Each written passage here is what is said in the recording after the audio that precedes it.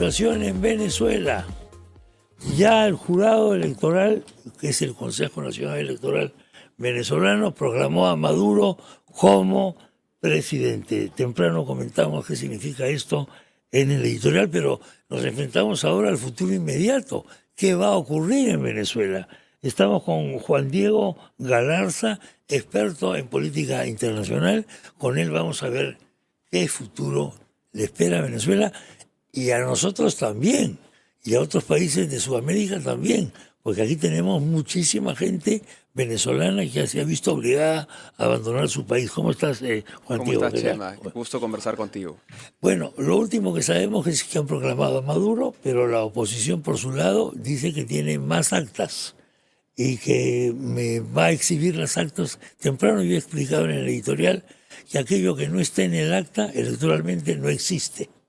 La ventaja que ha tenido la oposición en este momento, primero que ha actuado con bastante unidad, a diferencia de lo que pasó antes. Segundo, ha tenido bastantes testigos, le llaman personeros. Y tercero, tienen copia de las actas. Por esta razón, el Consejo Electoral ha dejado de publicar las actas en las redes sociales, en Internet. Correcto, correcto. Recuerda un poco incluso al apagón mediático que había aquí cuando se hacía fraude en tiempos del Fujimorato, ¿no? Ahora, hay que hacer un poco de contexto. La oposición tenía, digamos, esperanzas en el sentido de, primero, ha habido una unidad alrededor de la figura de María Corina Machado, que ha sido opositora a Chávez toda su vida, incluso en el momento en el que Chávez Era muy popular. Era muy señor, y todos le hacían el amén. Entonces, esta figura, primero, popular. Segundo, los llamados acuerdos de Barbados, en donde se supone la dictadura estaba negociando su salida, el tan conocido Puente Dorado, Puente de Oro. Exactamente. Entonces, habían motivos para creer, ok, van a salir por los votos porque ahora va a ser abrumador. Hay ejemplos, está el ejemplo de Pinochet, está el ejemplo incluso en Polonia con el Sindicato de Solidaridad. Exactamente. Ok, entonces estaba esa opción. Y por ende han puesto personeros en todos lados. Y tienen, hasta lo que sabemos, el 50% de las actas. Esa es la diferencia con ocasiones anteriores. Exactamente. Esa es la gran diferencia. Exactamente. Esta es la gran diferencia, porque tienen lo que... A ver, para que se entienda. En Venezuela usted vota, tienes la computadora, ¿ok? Porque es voto electrónico, pero luego de que votas en la computadora, te sale un papelito. Exactamente. Ese papelito tiene tu voto. Y eso se deposita en el ánfora. ¿Qué ocurría? Para poder contrastar. Exactamente, para poder contrastar, y por eso muchos, digamos, esbirros del régimen a nivel internacional dicen y afirman el sistema venezolano es el mejor sistema electoral del mundo porque tiene esta doble confirmación. En materia de informático, sí. Ok. Efectivamente. Entonces, pero es que quién cuenta y la computadora. Es una locura. En las últimas elecciones que hubieron, la misma empresa que, si mal no recuerdo, se llama Smartmatic, fue la que denunció el fraude. La misma empresa que provee el software. Provee el servicio, efectivamente. Y los expulsaron del país. Claro. ¿Ya? Entonces, otra manera de hacer fraude era de que venían las llamadas guarimbas, que son los colectivos armados del chavismo, que vienen en sus motos y llegan a los colegios electorales y se roban las ánforas. Entonces, ¿cómo no tienes manera de contar? Esta vez eso ha pasado, pero en mucho menor grado. Así es, correctamente. Porque la diferencia era muy abrumadora. Correcto. A favor de la oposición, según todas las encuestas, ¿no? Había coincidencia de diferentes encuestas. Correcto. A nivel internacional, le daban más o menos un 70-30. Exactamente. Más o menos. Claro. Ahora, nos enfrentamos a otro escenario, que era el escenario, uno de los posibles escenarios, que el chavismo se niega y saca unos resultados inverosímiles que incluso si han visto el boletín, la suma da más allá del 100%. O sea, eso demostraría que esto se ha hecho pues a la prepo ahí mismo, ¿no? Es un caballazo total. En las horas que quedaban ahí, esto... Tienes como otros 5 partidos que entre comillas postulan de la oposición que tienen cada uno 4,6, 4,6, 4,6, o sea... Absurdo completamente. Copia y pega. Copia y pega. Entonces, ahora es donde María Corina, creo yo, va a salir a los medios internacionales con las actas que tiene a decir, miren, aquí hay un fraude, nosotros hemos ganado. Pero otra mano es qué va a ocurrir a la interna con la gente que está movilizada y que está activada. O sea, esto puede terminar en un baño de sangre como tal, Sin duda, sin duda, y como sin duda. ha ocurrido en otros momentos de la historia. Yo recuerdo mucho la caída del régimen comunista de Rumania con Ceausescu, por ejemplo. Es interesante para el público.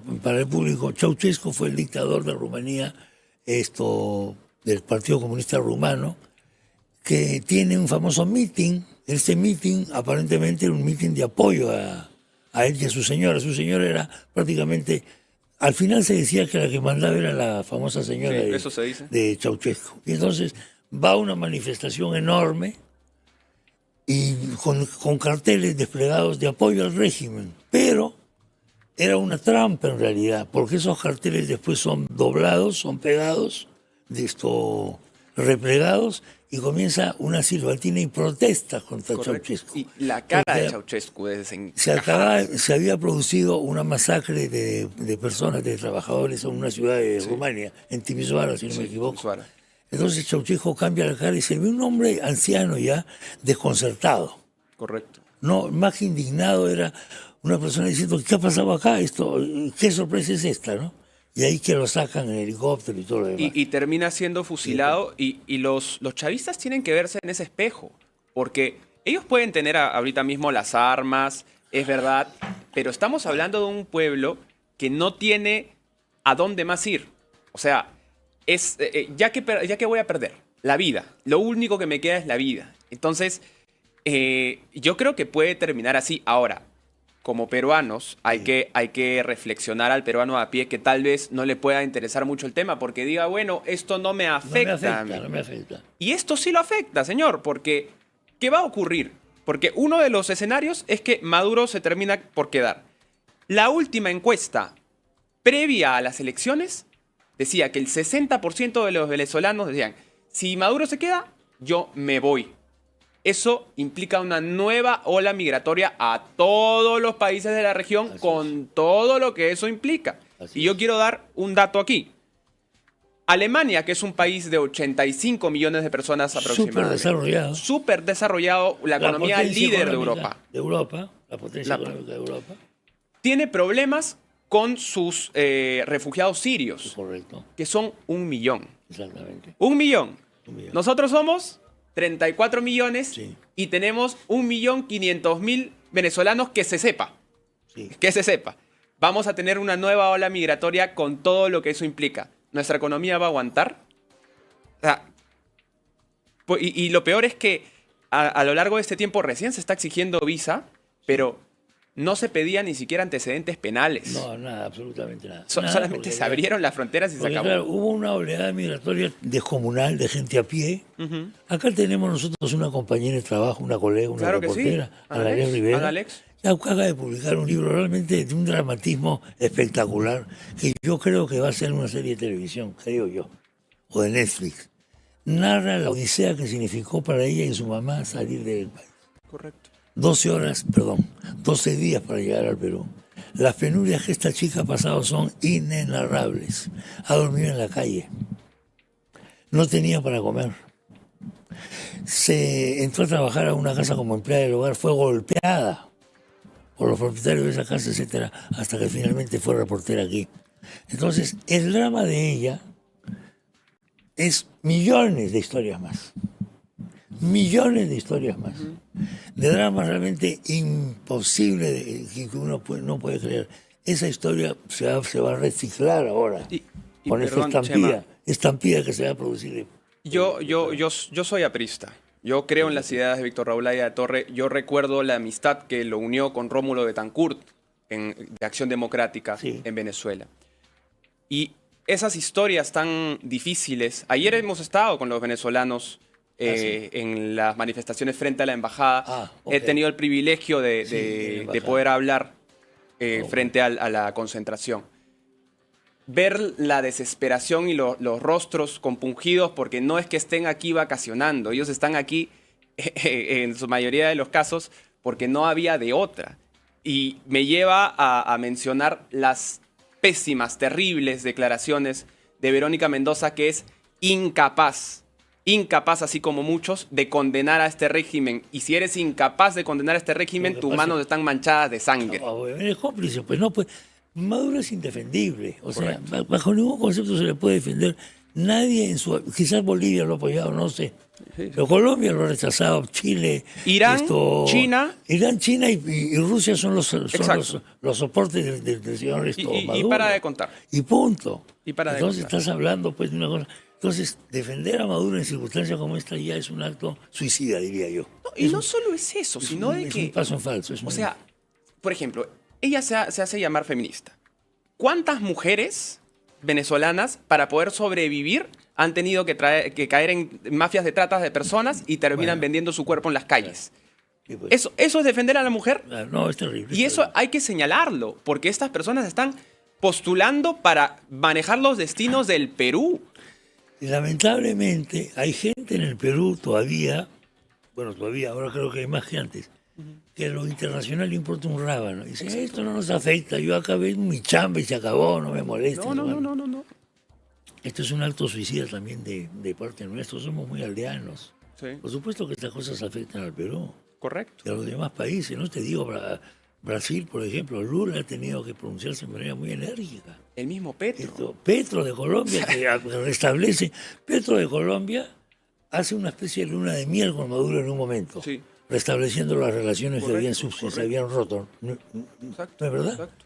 Pero después ya te das cuenta de que no puedes después ya defender, o sea, ya las evidencias son tan abrumadoras que te están disparando un tiro en el pie. O sea, por ejemplo, la actitud de Gabriel Boric, que ya salió a decir, nosotros con Maduro no vamos. Así no, ya clarísimo. Y hay gente de su trinchera que le está diciendo traidor, Así, claro. Sirves a los intereses del imperio yanqui. Siempre la cosa del Y todas imperio, consignas de los años 60.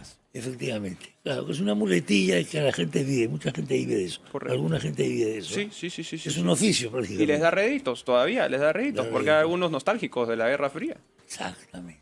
Nostálgicos de la Guerra Boric se Fría. ha tenido que pronunciar porque Chile es un país de tradiciones democráticas muy serias. No es una cosa, digamos, esto... Sí. Con tu venia, Juan Diego, voy a hacer una pequeña pausa. Claro que sí. Juan Diego aludió hablando de Chile, al año 1988 en Chile, cuando hubo el famoso plebiscito. Sí, el plebiscito. Sobre eso vamos a hablar después un poquito, porque al principio... En fin, no... Ahora PBO vía Claro TV en el canal 18 SD y 515 HD. Disfrute la programación de PBO a las 24 horas del día. La señal de PBO está disponible en cable a nivel nacional. Encuéntrenos también en cable Yurimaguas, cable Net, Cobatel, Fiber Plus, Cigarret, Fibra Óptica, Cigarret Centro, Grupo Equitel, Telecable Monsefú y ahora por Win Televisión. Sintoniza PBO. Solo una empresa 100% peruana entiende lo que queremos. Win, el internet de hogar más rápido, ahora es el número 1 en satisfacción del cliente según Ciptel. Tú también cámbiate a Win, llama al 01-707-3000 porque los peruanos prefieren a Win. Continuamos con Juan Diego Galarza. Estábamos por comenzar a discutir si es que había un plan alternativo de parte de la oposición. No. Se supone, dice Juan Diego, que debería existir porque este escenario era uno de los que se ha hablado hace mucho tiempo. Correcto. Que Maduro simple y llanamente, a pesar de las encuestas, a pesar de todo, dije, se acabó, me proclama presidente y se acabó todo. O sea que se supone que ante este escenario debería haber un plan alternativo. Sí, mira, lo primero es que hay que recordar que la oposición veía escenarios similares a lo más cercano aquí es el recuerdo de Chile 1988, que conversábamos, exactamente. ¿no? Y en el que la oposición participa en este plebiscito, la oposición gana el plebiscito, pero... En el no, había que votar sí o no. Exacto. El plebiscito afectaba la estabilidad de Pinochet en el gobierno, no. Gana el no. Pero fíjate lo que pasó. Hubo un informe curioso a boca de urna donde se daba por ganador al sí. Porque claro, ¿qué gente iba a salir de la cabina de votación estando Pinochet en el poder diciendo que había votado? Sí, lógicamente la gente mentía, pues como es obvio, ¿no? Exactamente. Pero después viene un cambio porque... Lo que ocurre es que Pinochet ya había dicho oye, ya perdí, pero no, ¿saben qué? Me sacan ahorita mismo los tanques a la calle, me reprimen a todos y yo me quedo en el poder. Y fue un general de la FACH, El general Matei. el famoso general Matei, El quien general le Matei. dice, no, porque primero que nada, tú no sabes cómo va a terminar eso. O sea, en principio, a priori, un baño de sangre. Pero tú no sabes si los militares, los mandos medios van a dejar de hacerte caso y si están dispuestos a comerse todo lo que eso implica. Así es. Entonces, eso frenó a Pinochet e incluso después de eso se le ofrecieron ciertas concesiones. Hubo una negociación. Exacto, para que él siguiese, por ejemplo, él seguía siendo Jefe de la Fuerza el Armada. jefe de las Fuerzas Armadas. Así es, senador. Hubo incluso un episodio que era el boinazo, no sé si lo recuerdas, que fue digamos, una manera del ejército de amedrentarlos, de seguir diciéndoles, oigan, nosotros estamos acá durante la transición, que fueron varios al Palacio de la Moneda. Ah, ok, correcto. El famoso boinazo. Pero bueno, ese es un ejemplo de lo que podía esperar María Corina Machado. Otro ejemplo, también famoso, recuerda la lucha del Sindicato Solidaridad con Lech Walesa a la cabeza. En Polonia, sí. Que tenía el respaldo del Papa Juan Pablo II. Exactamente. Y se organizan, después de una serie de actividades sociales, de prisión y todo, se organizan unas elecciones en donde el Partido Comunista dice, bueno, aquí nosotros participamos. Perdieron y no pudieron hacer el fraude. Claro, no pudieron hacer el fraude. Claro, tenías el contexto de un Gorbachev que ya no los... Gorbachev ya, o sea, el problema era que había salido Gorbachev. Sin Gorbachev en la Unión Soviética no se producen estos cambios tampoco. Exactamente. Sin duda. Fue una ventana que fue muy bien aprovechada y que llevó a una serie de cambios y a la consecuente derrota del comunismo, que estaba derrotado desde los años 60, en el que tuvieron que poner un muro para evitar que la gente se escape de su sistema. El contraste económico que significaba. Exactamente. Pero yendo a nuestro tema, bueno. La votación, allí salieron de manera democrática y no se derramó sangre. Se esperaba eso en Venezuela, pero esto no ha ocurrido. Entonces, pasamos al otro escenario. Y yo lo que digo es, tiene que haber un plan por parte de la oposición. Yo creo en María Corina Machado, me parece una mucho mejor líder de lo que fue Juan Guaidó, por ejemplo. Sí, es una diferencia O notable. sea, hay una diferencia notable. Guaidó fue en realidad una cosa muy Sí. decepcionante. Lamentablemente. No dio la talla. O sea, lo único que salía a dio la decir talla. Guaidó era cese de la usurpación. Sí, ¿En pero qué se tradujo eso? nada. ¿En qué se tradujo Inclusive eso? se fue a la casa, ¿te acuerdas cuando fue al Congreso americano y todo? Claro. Y lo aplaudieron en pie y todo lo demás. Yo lo recuerdo perfectamente. Tenía más respaldo de los Estados Unidos que lo que había tenido esa oposición. Había un halo de Pero- optimismo. de optimismo, no, pero no funcionó pues el muchacho. No funcionó. Lamentablemente, realmente. Lamentablemente, pero no funcionó. Ahora, tenemos a María Corina Machado, que como se ha dicho aquí, se ha puesto a Chávez desde el minuto 1, pero yo considero primero que lo que va a hacer es, ok, aquí tenemos las actas, comunidad internacional, miren. Ahora, el segundo paso es lo importante, porque tienes la opción de la calle, que dicho sea de paso, ahorita mismo revisando las noticias, ya hay gente movilizándose, incluso desde Petare. Petare, para que se entienda, es uno de los lugares más pobres de Venezuela y bastión histórico del chavismo, pero que está saliendo a manifestarse contra Maduro. Claro. ¿Ok? Entonces, tienes la opción de la calle. Pero ¿en qué puede terminar eso? Porque van a salir las guarimbas, que ellos han incluso matado gente el día de ayer, que son los colectivos chavistas. ¿Va a salir el ejército? ¿Qué va a pasar? Esa es la pregunta del millón. Toda la comunidad internacional mirando, y si sale la gente a la calle, ¿vas a salir a reprimirlos, a matarlos? Y si eso ocurre, ¿qué va a hacer el señor Almagro? ¿Ya se pronunció la OEA? ¿No? Porque se acordarán los peruanos, con Castillo aquí, Almagro vivía pendiente, era su novela preferida. Hasta ahorita no escucho nada. ¿Dónde está la ONU? ¿Dónde están los organismos internacionales que tienen que salir a bancar a la gente que pide libertad, democracia? Sí, bueno, ha habido ya de todas maneras, sí. Va a haber una conferencia de prensa internacional Debería. de la oposición con las actas. Sí. Esas actas van a demostrar que ha habido fraude, digamos. Estoy hablando grosso modo. Sí. Y esto va a tener la prensa lo va a destacar, por lo menos la prensa occidental lo va a destacar. Sí, correcto. Y eso puede ser una presión adicional. O sea, yo en principio saludo, por ejemplo, la posición de nuestra Cancillería, que está solicitando que se convoque a una reunión de emergencia de la OEA. Eso es fundamental, porque va a hacer entroque con lo que está pasando, que va a salir la oposición a demostrar con las mismas actas del sistema electoral, ojo. Sí, claro. ¿No? O sea, no están inventándose cifras, Sí, claro. como el gobierno. Entonces, yo creo que eso puede sumar y hay que ver qué hace la administración Biden en Estados Unidos para apoyar a la oposición. Son ustedes los que estaban negociando, son ustedes los que quitaron sanciones para que esta negociación se pueda dar. Exactamente, correcto. Así que tienen que hacer algo. Pues hay que recordar al público de que estas elecciones se han realizado por un acuerdo entre el gobierno y Estados Unidos. Correcto. Y otros. ¿Mediante el qué? Mediante que se iba a haber elecciones democráticas y Estados Unidos se comprometía a quitar un montón de sanciones económicas y mandar de regreso a Venezuela a varios presos. Entre ellos uno muy querido por Maduro, el famoso personaje. El Tarek al-Aissami. Exactamente. Okay. Este es uno de ellos. Ahora, está esta vía que es la vía inmediata. O sea, en las próximas horas nosotros podemos ver manifestaciones, podemos volver a retrotraernos a lo que ocurrió el 2018.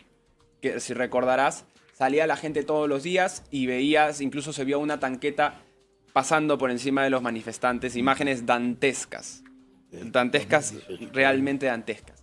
Entonces, hay algunas opciones. La oposición evidentemente no está armada. Yo veo muy, muy lejos, por ejemplo, una intervención americana. Muchos han hablado de eso y se ha especulado. Pero es muy difícil. Es difícil. Recordaban la intervención en Grenada, recordaban la intervención en Panamá. Pero son cosas muy diferentes. Grenada es una isla muy pequeña. Exacto. Entonces eso no. Y Panamá fueron a capturar a una persona que tenía, bueno, pero en el caso con Maduro sí, el símil funciona por cargos por narcotráfico. Sí, correcto. Tenía cargos por narcotráfico. Sí. Noriega, un general panameño, había estudiado en el Perú, había estudiado en Chorrillos. Sí, claro. Yo me lo puse una vez en el Sheraton. ¿Ah, sí? A Noriega, sí. Bueno, yo estaba con un socio mío que era amigo de él de hace muchísimos años, en fin. Pero ¿qué pasaba? Estaba ya con el narcotráfico, entonces se metió a la Nunciatura Apostólica de Panamá. Correcto. Y llegaron los Marines y otros más y pusieron unos altoparlantes con música. Lo torturaron día y noche. Música. Entonces, bueno, no se conoce muy bien esto, pero después se ha hecho cinematográfico. El nuncio le dijo, señor Maduro, tenga usted la bondad de salir, por favor, porque no soporto este ruido. Ya. Es que era una tortura china, o sea, me imagino. Sí, yo recuerdo, por ejemplo, que para la operación Chavín de Huántar también tuvieron que poner parlantes para tapar el ruido de los túneles. De las excavaciones. Pero los vecinos ya estaban... atosigados. O sea, realmente ya estaban atosigados de eso.